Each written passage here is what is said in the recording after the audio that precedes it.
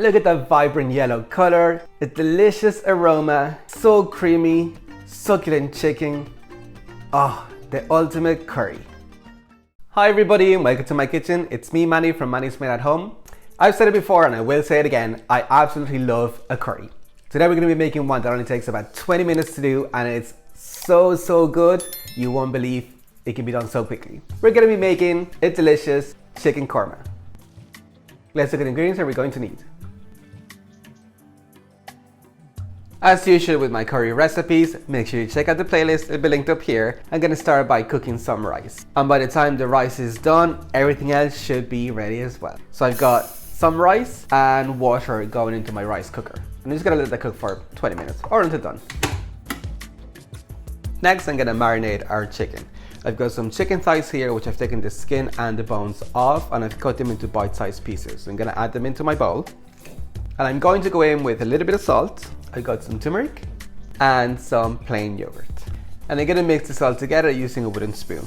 What the yogurt is going to do is it's going to tenderize the chicken, and it's going to be so juicy and delicious when we go to cook it. I'm going to let it marinate for 10 to 15 minutes. You can leave it longer if you're more organized than me, but 10 to 15 minutes should do is fine. Let's move on. Now we get a pan ready, and I'm going to go in with some butter. Of course, traditionally you will use ghee, but do I even need to say it?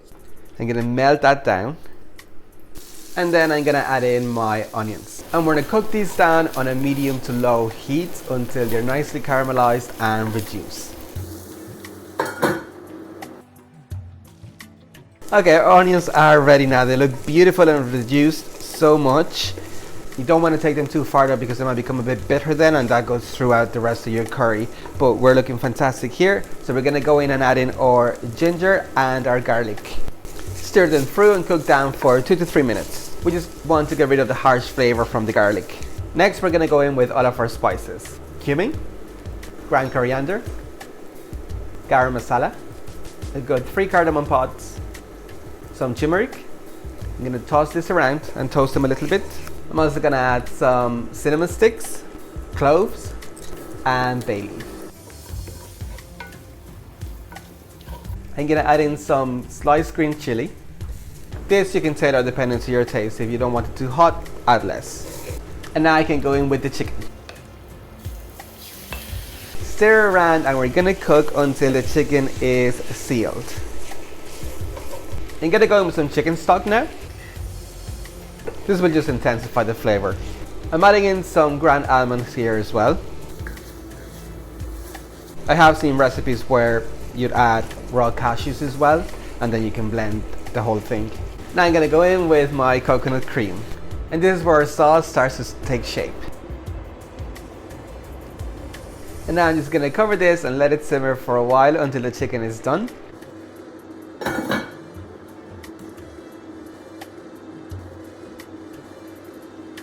Alright, let's have a look at our curry. It's looking beautiful, look at that yellow color, and it smells so delicious and aromatic. But now we have to balance out the flavors a little bit. I gave it a taste and it needs a little bit of sweetness. I feel for me a korma needs to be a bit on the sweeter side, so I'm going to go in with a couple of pinches. It also needs a bit of salt and a bit of pepper. And then I'm also going to go in with a little bit of butter for extra creaminess. Just going to stir that through and let everything marry together, and we're pretty much ready to finish up. Okay, let me give it one final taste.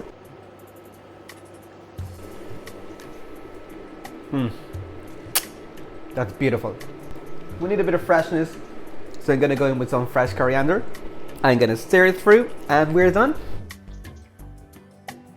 Let me plate myself up a bowl.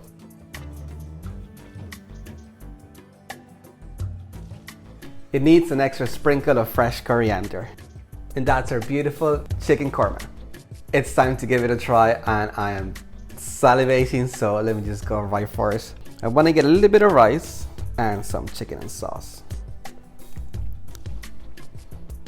Oh my God. It is such a beautiful curry. All the flavors are perfectly balanced. It's not spicy, but you could obviously top that up if you really wanted to. I chose to serve mine with rice this time around, but you could also have it with some naan bread, and I've got an amazing recipe for it. I will link it up here if you want to try that. Thank you for joining me for this week's recipe. I hope you get to give it a try. It is absolutely delicious. If you enjoyed it, make sure you give me a like and leave me a comment below what you thought of the recipe. If you want to try it and post it on Instagram, don't forget to tag me. I'd love to see how you get on. And while you're at it, don't forget to subscribe to my channel. I post stuff like this every week. If this is the type of recipes that you like, make sure you check out my curry playlist and my Indian food playlist. They'll be linked in the description, but also cards over here. With that, I'll leave you for this video and enjoy.